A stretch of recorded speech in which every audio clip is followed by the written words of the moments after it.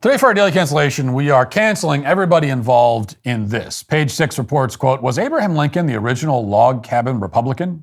We hear tell that a new documentary of Honest Abe posits that the 16th president was gay. Promo copy for the new project, Lover of Men, The Untold History of Abraham Lincoln, reads, quote, as told by preeminent Lincoln scholars and never-before-seen photographs and letters, the film details Lincoln's romantic relationships with men. The movie delves into the history of human sexual fluidity and focuses on the profound differences between sexual mores of the 19th century and those we hold today. The film fills in an important missing piece of American history and challenges the audience to consider why we hold such a limited view of human sexuality. Directed by Sean Peterson, the film explores Lincoln's deep ties with daring, dashing guys and includes interviews with historians from Harvard, Columbia, Brown, Wesley, and Rutgers. One expert sums it up. Lincoln probably slept in the same bed with more men than he did with women. Okay, so we're back to the favorite pastime of modern historians, that is going back in time and recruiting dead people into the LGBT ranks. It's like the practice of posthumous baptism, except in this case, the baptism is meant to make the dead person gay rather than Mormon.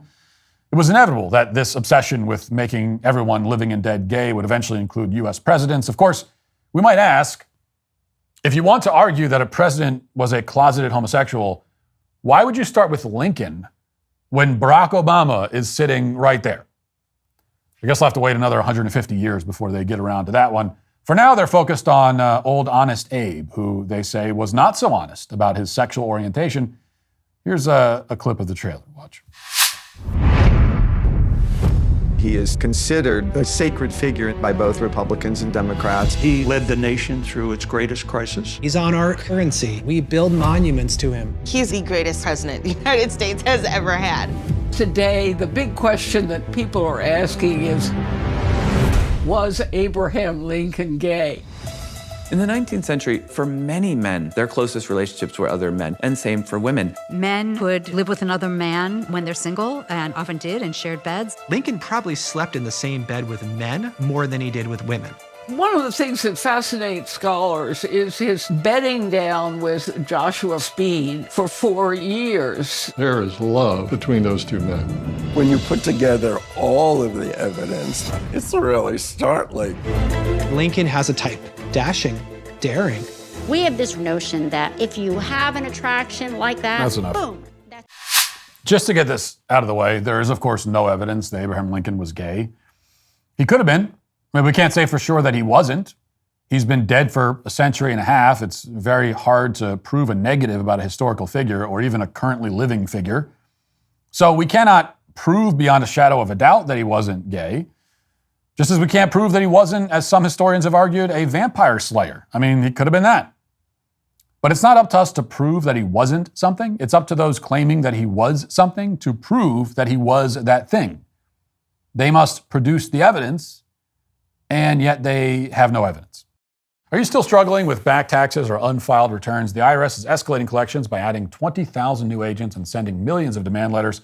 Handling this alone can be a huge mistake and cost you thousands of dollars. In these challenging times, your best offense is with Tax Network USA. With over 14 years of experience, the experts at Tax Network USA have saved clients millions in back taxes. Regardless of the size of your tax issue, their expertise is your advantage. Tax Network USA offers 3 key services: protection, compliance, and settlement.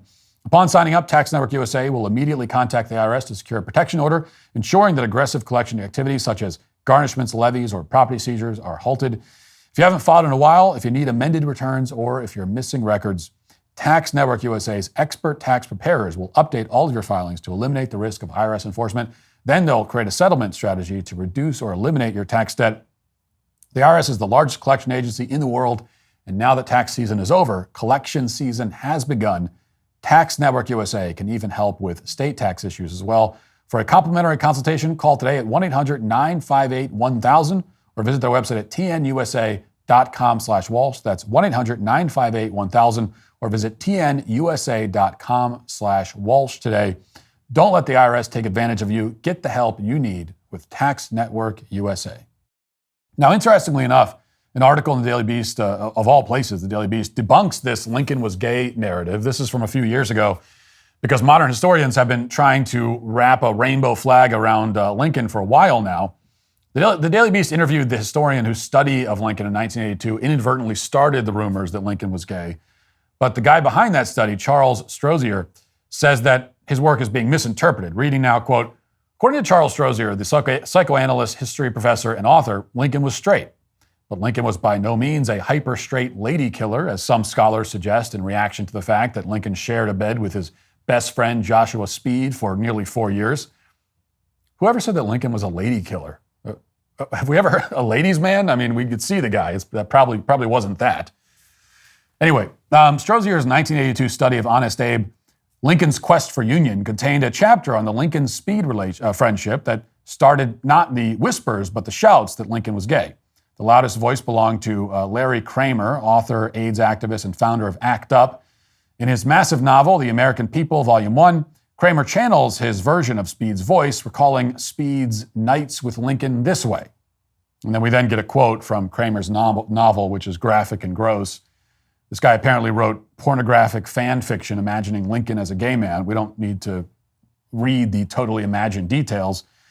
But the Daily Beast article continues, quote, this was a time, Strozier writes, when young men could be, indeed were assumed to be, close, bonded, and intimate, even sleeping together without being sexual partners.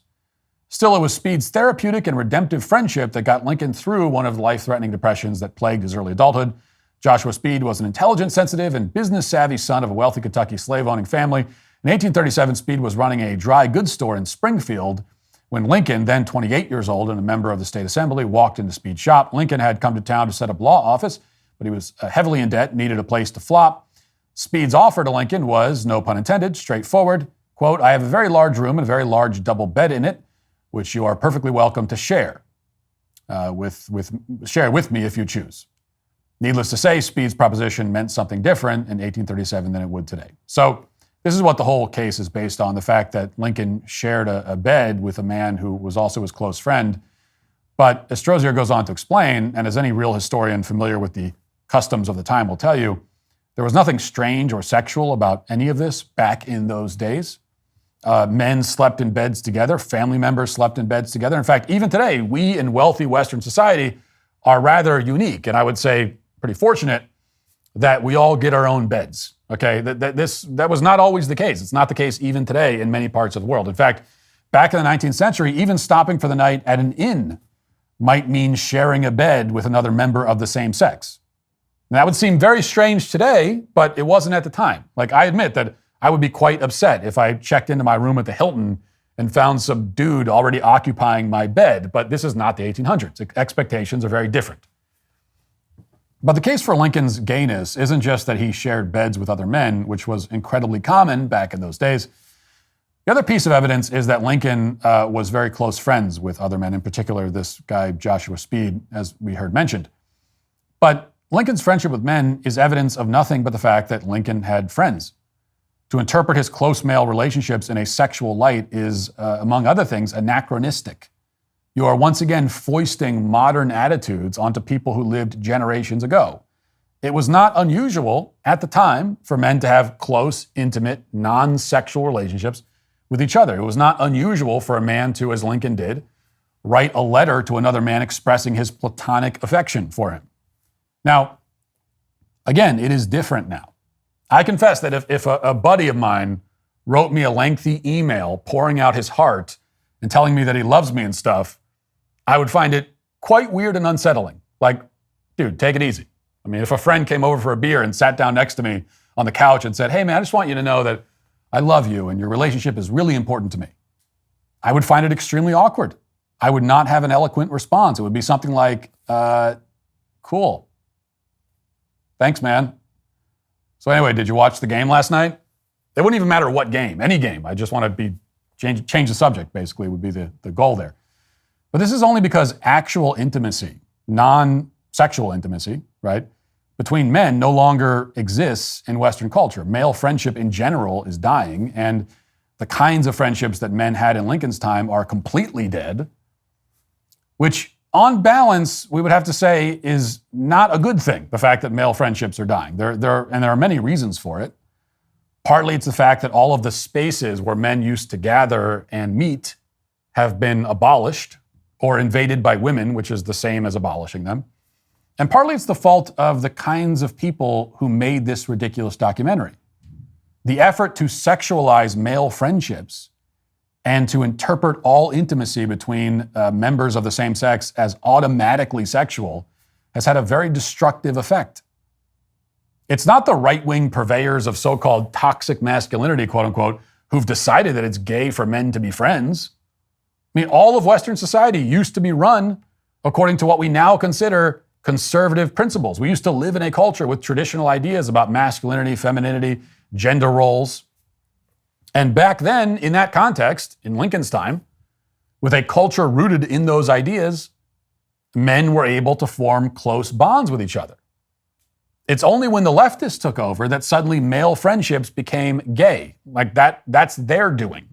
And it's entirely deliberate. Like they made it weird. They made everything weird, quite intentionally. And that is why the people trying to gayify Abraham Lincoln are today canceled. If you'd like to see what else I have to say, you can access my full show by going to dailywire.com or by going to the Matt Walsh Show Twitter page. Hope to see you there. Godspeed.